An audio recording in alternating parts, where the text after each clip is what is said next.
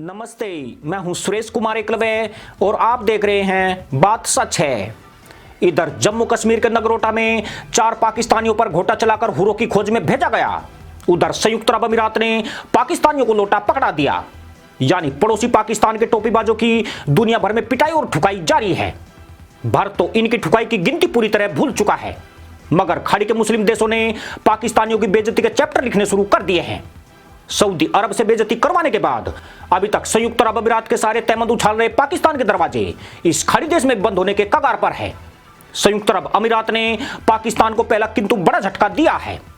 संयुक्त अरब अमीरात यानी यूएई ने पाकिस्तान के वीजा जारी करने पर रोक लगा दी है। यूएई के इस आदेश में 12 देश शामिल है, जिनमें पाकिस्तान का नाम सबसे ऊपर रखा गया है।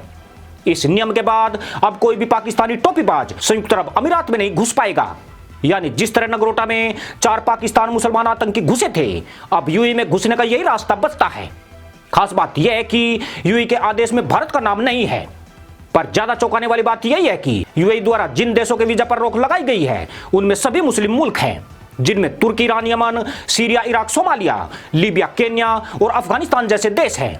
इनमें से ज्यादातर देश इस्लामिक आतंकवाद के बड़े केंद्र के रूप में विख्यात हैं। हालांकि पाकिस्तान ने अपनी बेइज्जती से बचने के लिए कोरोना महामारी को इसकी वजह बताया है, मगर तुर्की और पाकिस्तान का नाम इसमें प्रमुखता से आने से पाकिस्तान सरकार में हड़कंप मच गया है। दरअसल इस वक्त पाकिस्तान और यूएई के रिश्ते निचले स्तर पर पहुंच गए हैं। यूएई का पारा पाकिस्तान पर गर्म हुआ पड़ा है। पाकिस्तान ने यूएई और इजराइल के बीच राजनयिक संबंध स्थापित होने पर विरोध में जमकर टोपी फाड़ी थी। पाकिस्तान के पीएम इमरान खान ने यूएई के खिलाफ बयान दिया था, जिसके बाद से यूएई ने पाकिस्तान से अपने रिश्तों में कटौती कर दी थी। सिर्फ इतना ही नहीं, सऊदी अरब का इमरजेंसी लोन चुकाने के लिए पाकिस्तान ने $1 अरब की मदद यूएई से मांगी थी, जिसे देने से यूएई ने साफ मना कर दिया था।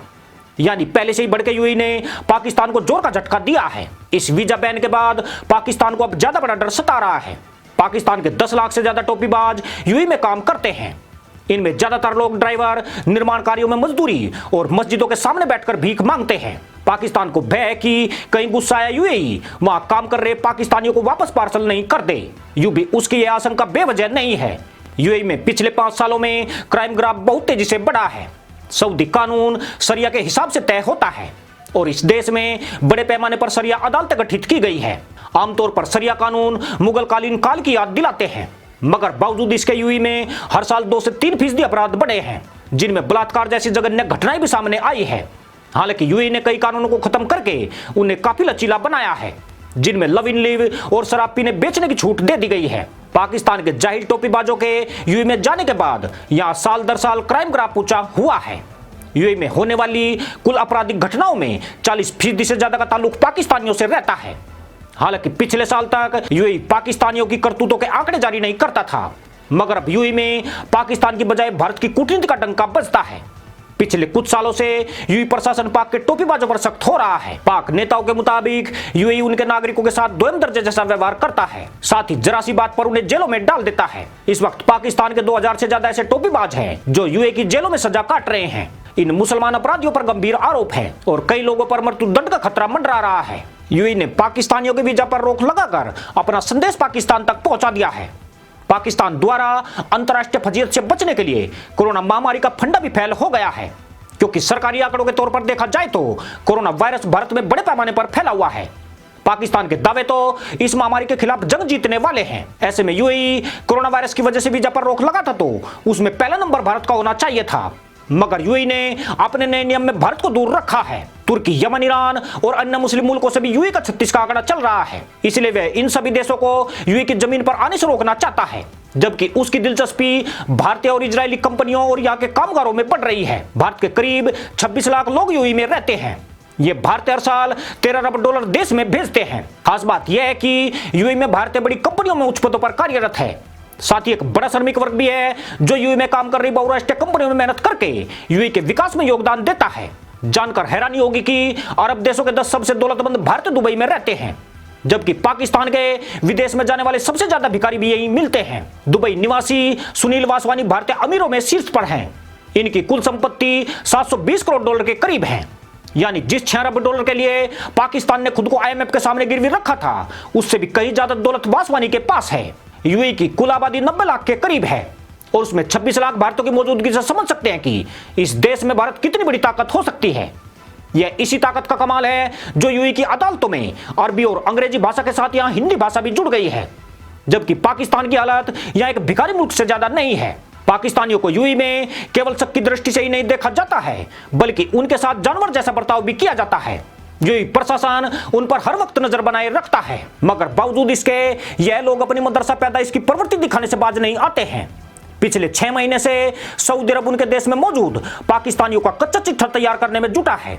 खबर है कि यूएई भी पाकिस्तानियों की पूरी कुंडली तैयार कर रहा है। ऐसी चर्चा है कि आने वाले समय में यूएई खुद को पाकिस्तानी मुक्त करना चाहता है और अपनी जमीन से पाकिस्तानियों को भगाने के चक्कर में है। इसके पीछे जो वजह गिनाई जा रही है वह भी पूरी तरह साफ है। दरअसल यूएई पाकिस्तान के आतंकी चरित्र से खौफ में है। उसे लगता है कि यूएई में रहने वाले पाकिस्तानी वासिंदे यहां भी कट्टरपंथ की पाठशाला चला सकते हैं, जिससे यूएई भी ज्यादातर खाड़ी देशों की तरह दहशतगर्दी का शिकार हो सकता है। अभी तक यूएई ऐसा मुस्लिम देश बचा हुआ है जहां आतंकवादियों और उग्रवादियों की कोई एंट्री नहीं हुई है। यहां पर दंगे नहीं हुए और सड़कों पर उतरकर धरने प्रदर्शन भी नहीं किए जाते हैं, परंतु यहां बढ़ती पाकिस्तानियों की तादाद और उनकी कट्टरपंथी विचारधारा इस उदारवादी मुस्लिम देश के लिए एक बड़ा खतरा बन गई है। खासतौर से पाकिस्तान के जाहिलों ने यहां जिस तरह अपराध किए उससे दुबई प्रशासन पूरी तरह चिंतित है। ऐसे में यूएई ने पाकिस्तान को पहला झटका वीजा प्रतिबंध के रूप में दिया है। यह पाकिस्तान को संदेश भी है कि या तो सुधर जाओ, नहीं तो अपने कटोरे उठाकर वापस लौट जाओ। नहीं लौटे तो दुबई की जेल उनके इस्तेमाल के लिए तैयार है। यूएई का एक्शन पाकिस्तान के लिए किसी सदमे से कम नहीं है। सऊदी अरब के बाद इसी खाड़ी मुल्क से पाकिस्तान को काफी उम्मीदें थी, मगर अनाड़ी और बड़बोले पीएम इमरान ने तैस में आकर उसकी भी वाट लगा दी। यूं भी इमरान खान कूटनीति के कम मदरसा नीति के योद्धा माने जाते हैं। वे पाकिस्तान को इस्लाम की पूंछ पकड़वाकर मदीने की रियासत के ख्वाब दिखा रहे हैं, जबकि असली इस्लाम इमरान के इस्लाम से बिल्कुल अलग है। अगर किसी को इस्लाम का सही महत्व समझना है तो उसे यूएई में जाकर देखना चाहिए, जहां 80 लाख लोगों में 60 लाख लोग पूरी दुनिया से आकर बसे हैं और मात्र 20% मुसलमान ही स्थानीय है, मगर अभी तक भी वहां पूरी तरह शांति है। इसी के साथ अनुमति दोस्तों, जय जवान, जय किसान, जय हिंद, वंदे मातरम।